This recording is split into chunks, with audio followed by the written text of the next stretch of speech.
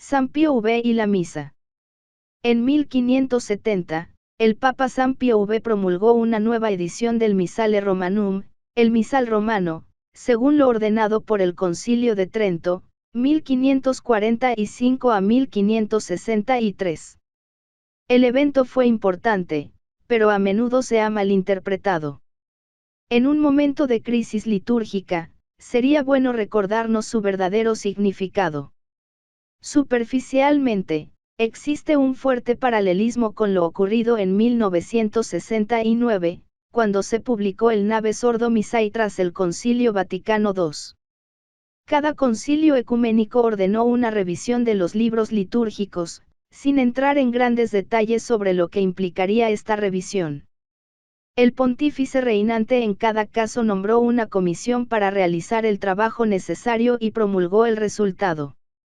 Sin embargo, hay tres áreas importantes en las que el paralelo se rompe. En efecto, asumir que el paralelo es cierto ha creado mitos que a menudo se relacionan con el misal de 1570. Mito 1. En 1570, la misa tridentina era nueva. En 1969, el Nave Ordo Missae era nuevo. Contiene características nunca antes vistas en la liturgia de la Iglesia Occidental, o que solo se introdujeron en el periodo previo a su promulgación final, incluida la posibilidad de usar la lengua vernácula en todo momento y un leccionario con ciclos anuales. Por el contrario, el misal de 1570 era casi idéntico a la primera edición impresa del misal romano, la de 1475, que copiaba ediciones anteriores del misal romano. Estos se remontan a través del Missale Romano Serapicum del siglo XIII a la liturgia romana de los primeros siglos. La revisión ordenada por el Concilio de Trento fue una cuestión de verificación y más verificación, respecto a copias del misal de los 2 siglos anteriores, para obtener el mejor texto posible. Para dar solo un ejemplo, el conocido canto de Adviento que se refiere a Nuestra Señora, derramad rocío, cielos, de arriba, y lluevan las nubes sobre los justos, que se abra la tierra y brote un Salvador, Isaías 45, 8, en latín, Rorate caeli. Continuó, y que la justicia brote junta. En el misal de 1474, pero esto fue corregido a, los cielos hablan de la gloria de Dios, y el firmamento anuncia las obras de sus manos, Salmo 18, 2, de la Vulgata. Parece que los impresores, por pereza o descuido, habían reemplazado el versículo del Salmo que debería haber seguido a la antífona por una continuación del texto de la misma antífona. Si esto suena bastante oscuro y técnico, no está equivocado. Los asistentes a la misa habrían necesitado un oído atento y una memoria fotográfica para notar la diferencia entre el misal de 1570 y sus predecesores. Mito 2. El misal de 1570 se simplificó en comparación con sus predecesores. La misa de 1969 fue enormemente simplificada en comparación con el misal de 1962, de acuerdo con el mandato del Vaticano II, Sacrosanctum Concilium 50. Los ritos deben simplificarse, Passim.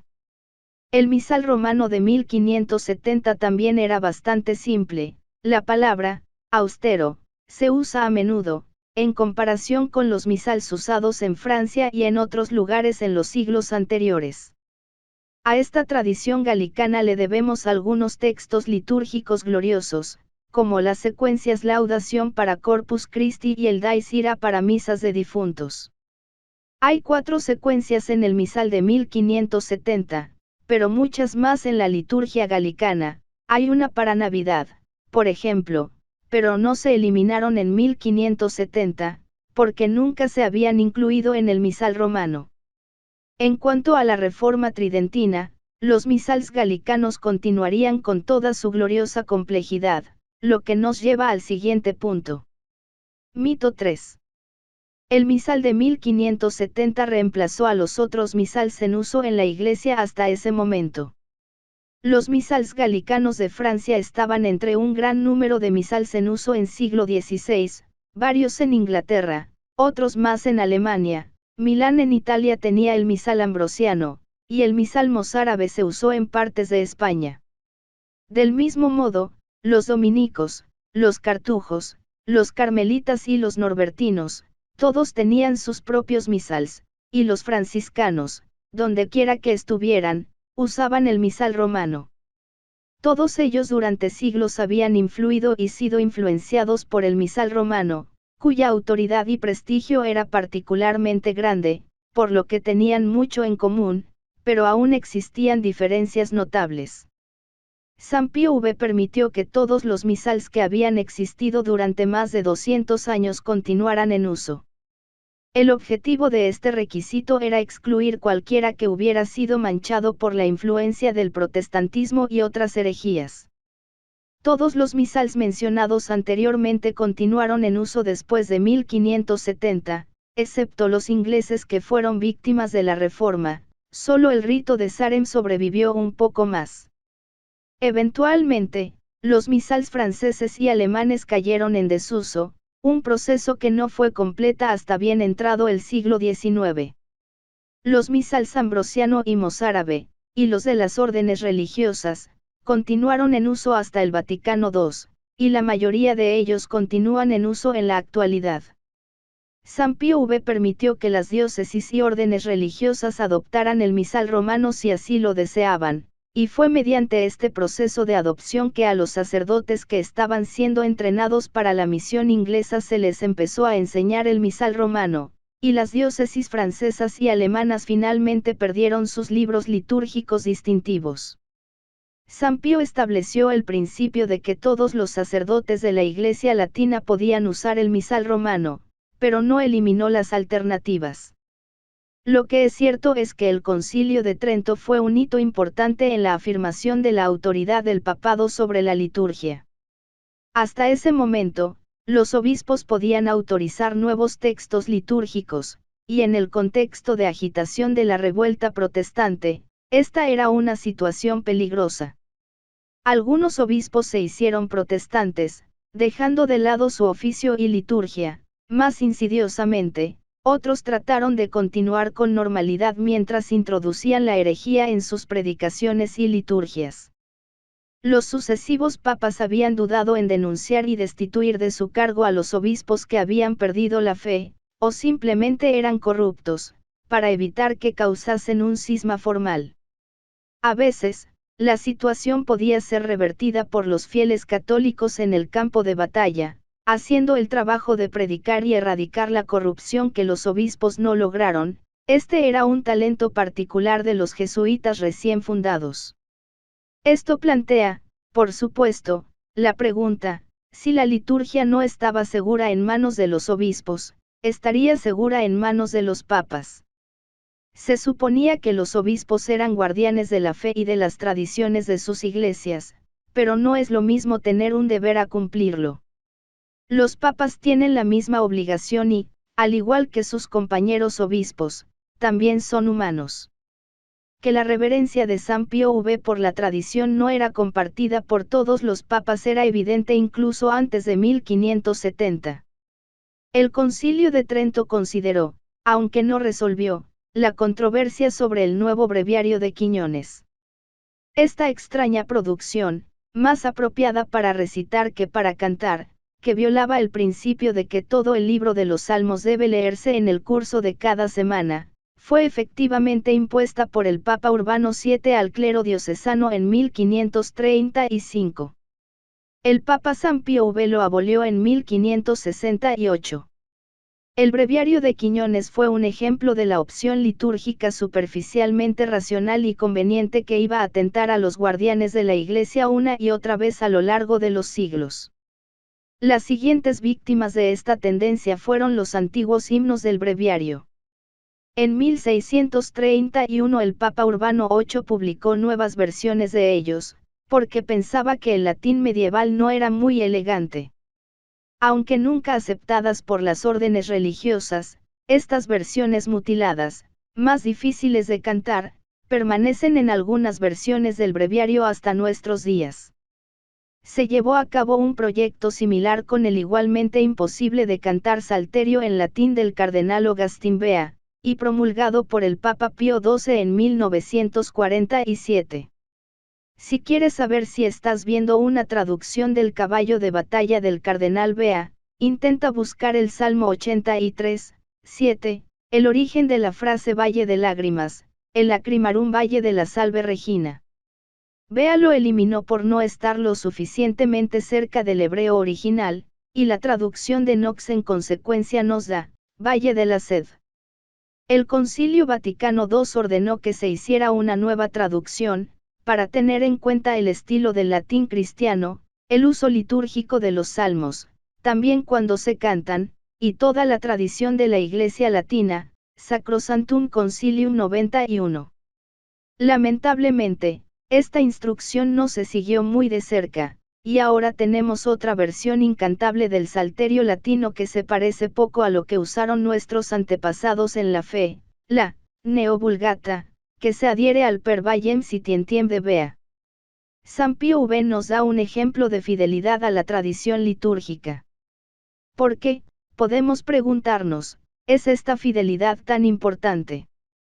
¿Por qué deberíamos preferir las palabras utilizadas por nuestros predecesores sobre el producto de la última moda académica o literaria?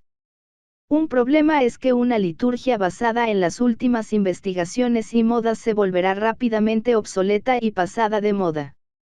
Hace 50 años la mejor erudición nos decía que en la iglesia primitiva la misa solía celebrarse con el sacerdote de cara al pueblo, hoy dice lo contrario. La pobre erudición de la década de 1950 justificó la reorganización de decenas de miles de santuarios, a un costo inimaginable y la destrucción de un arte histórico insustituible. Vamos a restaurarlas a todas ahora. Una vez más, ¿qué hay de las teorías decididamente anticuadas sobre el desarrollo infantil que contribuyeron al directorio de misas con niños en 1974? ¿Qué hay de los estudios sobre lapsos de atención que influyeron en los debates sobre la duración de las lecturas del leccionario reformado de 1969? Debería haberse vuelto a hacer la Neo-Vulgata cuando se encontraron los rollos del Mar Muerto. Seremos prisioneros del estado del conocimiento de los años 50 y 60 para siempre. Mantener actualizada toda la liturgia significaría revisarla a fondo en cada generación. Esto implicaría una pérdida total de continuidad litúrgica. Las personas de mediana edad no rendirían culto como lo hicieron cuando eran niños, y mucho menos como lo hacían sus abuelos. Y, de nuevo, no podemos estar seguros de que un nuevo consenso académico esté mejor fundado que el anterior. Si desea comprar un automóvil o un traje que no se verá muy del año pasado dentro de un año, no compre la última moda en color o diseño, sino algo más clásico. La liturgia que el Papa San Pío V restauró para la Iglesia fue servida por erudición histórica, sin duda, pero esta erudición trataba de preservar la herencia del pasado, no de darnos las últimas ideas. Los debates teológicos y la predicación pueden decirnos lo último, si vale la pena escucharlo, pero la liturgia antigua nos trae algo muy diferente, la atmósfera y las palabras mismas de la época de los padres de la Iglesia, que se han incrustado en la espiritualidad y el arte católico durante siglos, tanto antes de la época de San Pío V como desde entonces. Cuando la liturgia parece desconcertante, o la tradición latina difiere de la griega o la hebrea, esto no es necesariamente un signo de error de diletante que debe ser corregido, usualmente refleja la tradición de la Iglesia latina, que nos está enseñando una verdad de importancia. La liturgia es como una obra de arte grande y compleja. Puede tener pasajes desconcertantes, o incluso parecer fuera de lugar, pero es un desafío para nosotros entenderla mejor y no encontrar una manera de aplanarla para que no tenga nada distintivo que decirnos. Pueden ser las características más desconcertantes las que atraen nuestra atención durante más tiempo y tienen el mayor poder para transformarnos. Nuevamente, podemos entender cosas que no podemos explicar. El hecho de que las lecciones de la liturgia no se puedan codificar como un cuaderno de aforismos es un punto a su favor, no un punto en contra. San Pío V nos enseña que si respetamos y amamos la liturgia de nuestros predecesores en la fe, ellos pueden hablarnos a través de ella y Dios puede hablar a través de ellos.